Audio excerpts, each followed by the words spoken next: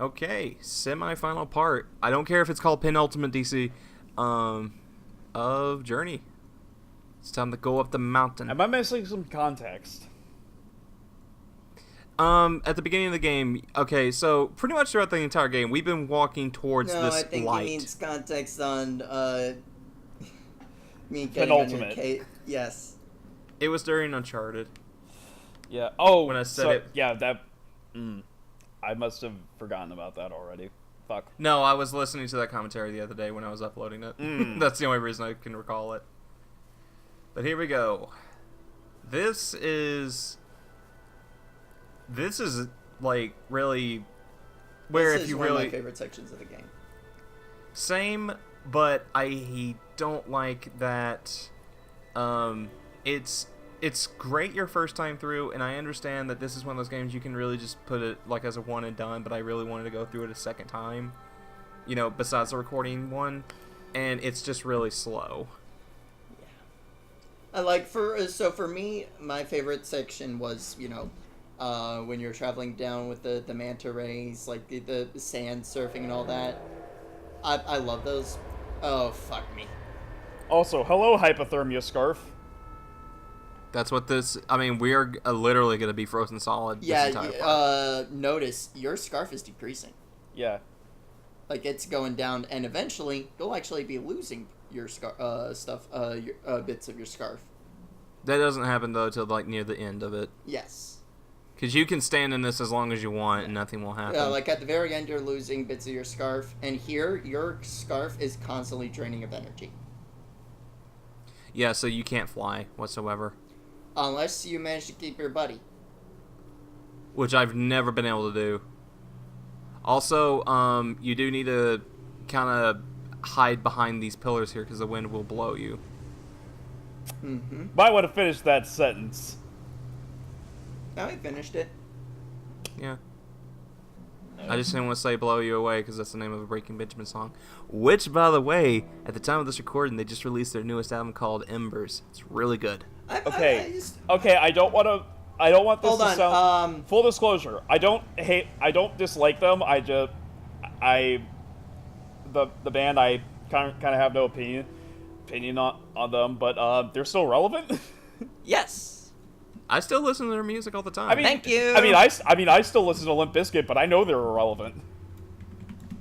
John, Well, I mean, internet high five. Yeah. All right. I mean, I just I went and have saw to him in ask. concert, like, I have to ask. Yeah. Diary Yeah. of Jane or I Will Not Bow? I will not bow. Although personally, I think Dear Agony is better than both.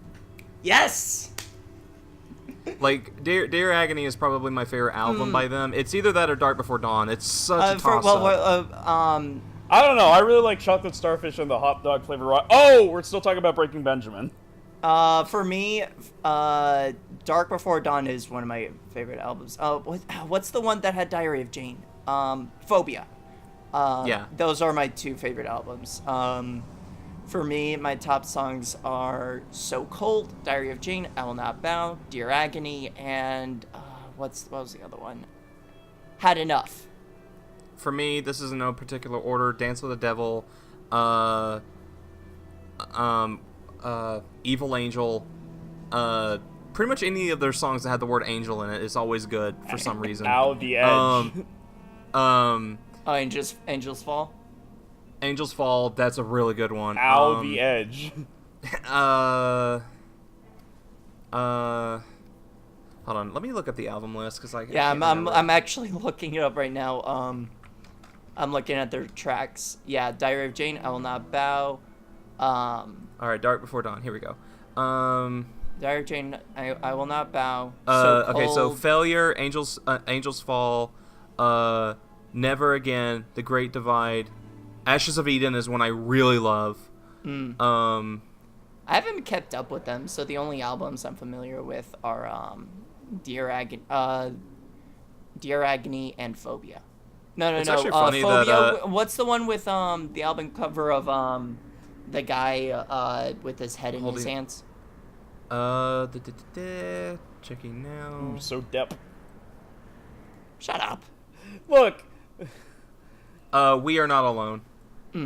I don't feel it's. I'd have to look at their albums. Actually, the kind of this is gonna kind of Yeah, go I into think another it's. tangent, I think it's Phobia and maybe We Are Not Alone. Look, Yeah. I know Breaking Benjamin as a 2000s rock band, and I'm not sure if I want to remember 2000s rock for the most part. well, Trapped was good.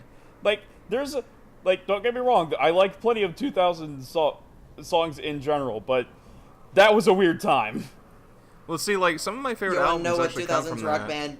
band is still relevant? At least used to be until last year. Linkin Park. Every single album I've been following with them. Yeah, And point still stands. That was a weird time for a lot of things. See, like for me, the band actually some of my personal favorite bands and albums came out in the mid and to late 2000s. We Are War. What's it called? It's the 30 Seconds to Mars album. The War album. This Is War album. That is isn't one of my the favorite with, albums of all time. I love the Traps first album a lot.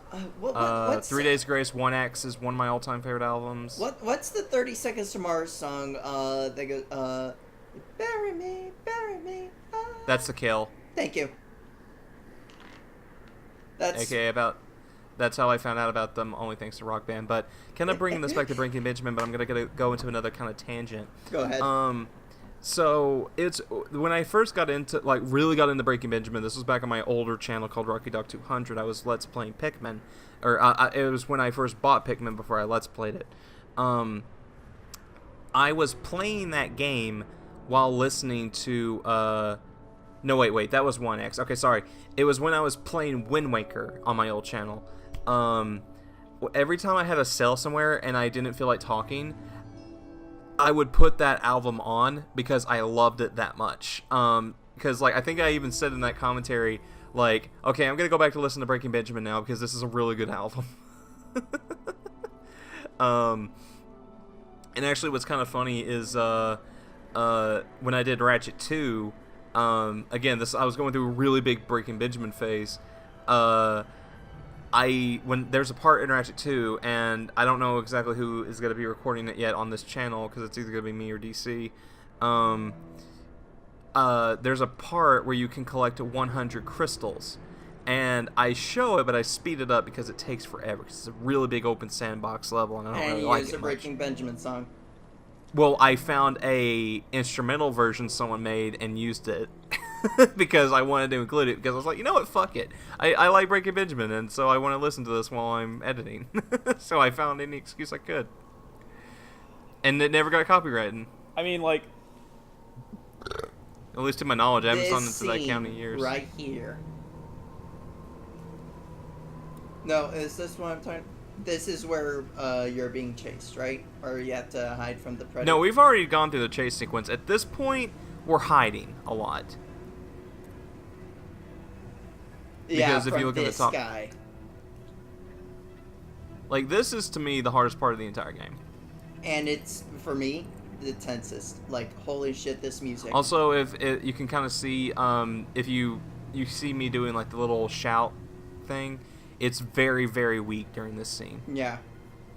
And by the way, it doesn't matter if you do it or not. They don't, as far as I know, they don't respond to that. They can't hear, they can only see.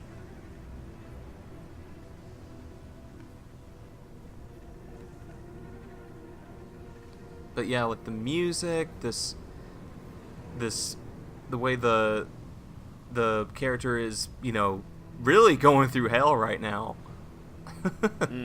You said yourself, now I have to climb all that shit? Yes. Because I think it's impossible for you to be able to avoid them if you get hit. Or if they see you, I mean. Because the fact you move so slow, yes. I can confirm. The only way is if you get lucky and manage to hide under something, because they can't get you. Which I can confirm. Like, holy shit, I got caught by this guy like 3 times. See, it's never happened to me.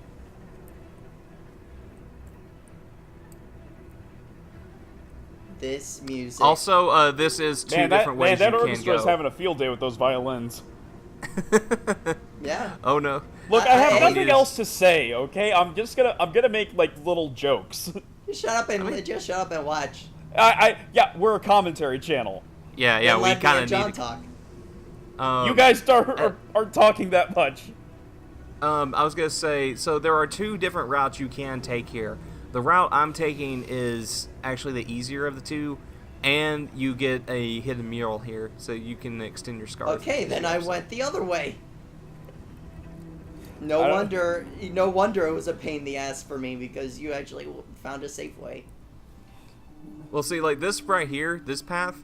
As far as I know, the guys don't even come up here. No, they don't. So- I don't know why, but I thought that you were going to say. I was expecting you to say this was actually a harder route, and I was thinking of for some reason I was thinking of a joke from Chowder. It's this one that I always remember. Oh, I completely forgot Chowder was a thing. I almost did too because I was like, Not it me. was I loved. that Chowder. was just one of those Same- stupid 2000s Cartoon Network shows. That was bad. It was bad. It wasn't Then I good. rewatched it, I was like, oh no, this is really good. It was good. You want to know what was bad? Flapjack. Misadventures of. Yeah, I was just about to say the Misadventures of Flapjack. Flapjack had good moments. No, It did have not. some. No. It had some that were legitimately funny. And it's mostly thanks to the voice actor of Knuckles, who's also the Flying Dutchman in SpongeBob. Yeah, but you know what? I hated Knuckles when I grew up and I went back to watch it. He's an outright pedophile.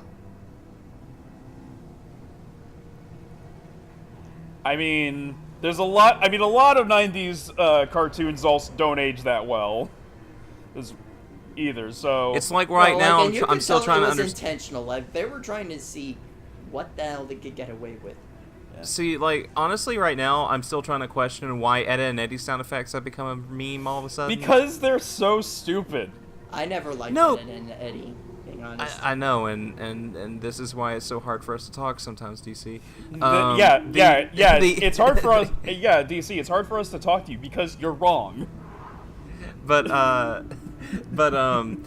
there was this one. I don't know if it's Japanese or what, but it just says Super Leroy, and it's just been raging on YouTube recently, and I have no idea why. I mean, it's always been funny to me, but at the same time, I'm questioning it. I mean, I had the entire. Now, this was luckily before the torrent site went down, but I have all of Ed and Eddie on my computer, like even the movie. So, like, I have every single episode that ever aired. I think that to this day, one of my favorite joke things is 88 Fingers Edward. Oh god, that makes me feel so old. Not because like I watched that clip, I'd seen it in the cartoon a few times, but I watched that on CartoonNetwork.com. Oh man. You remember back when that website was actually worth a damn? You would go there and you could play some cool games. Yes. But there was- Well, Yes. was it actually worth a damn, or were we just stupid? No, they were No. actually really good, fun as Who hell remembers Flash games. Cartoon Orbit? Trick question. The answer is both. Who remembers Cartoon Orbit? Or am I the only one old enough here to know what that is? I remember it. Yeah, but no. Trick question. The answer is it was good, but we were stupid. Nope. There's actually a really fun Dexter's no, see, because I Laboratory. actually went to Nick.com more often than Cartoon Network until I started to phase out and watch more Cartoon Network stuff. No, Actually, there's I think it's still up. I don't know if it is or not, but there was a really, really fun Tom and I love Tom and Jerry a lot. For the record, it's one of my favorite cartoons, if not my favorite cartoon of all time. Believe it. But there's this really fun like Rube Goldberg machine type of game. I That's know which on one there. you're talking about. Yes. I love that game. Mousetrap. That's essentially what it was. Okay. Yeah, essentially. And then there was another game that you got to play with Dexter's Lab where you had to redirect these lasers to pop balloons. It's really fun. The one I remember was the bot battle. The one where he's Yeah! Dexter Oh my versus god! Mandar. Oh my god, that takes me back. It wasn't private property, but it was one hosted on Cartoon Network, and I'm so mad because I can't find it hosted anywhere, not even on Newgrounds. Do you remember back when Cartoon Network had that RC RC racing game? No. Where it's like mini race cars in like environments built out of like some kid's room. No, And I can't say it like laser, like it had lasers, fucking nukes. Oh, I'm trying to remember. Who what it's remembers called. Codename Kids Next Door Operation Bully? Yes. Oh, dude, Kids Next Door had so many great Flash games on Cartoon Network. I remember when the game was when the show was first coming out, and they had like these new games for every operative every single week. I know which one you're talking about. Which one was sort of like a kind of Metroidvania type thing? Yeah, actually, Yeah. that's a game I actually wouldn't mind doing for the channel, honestly. if it's still up. I think it is. Flash games on this channel. That's an April Fool's. No, actually, I'm half tempted to record some Newgrounds games like the Shift series.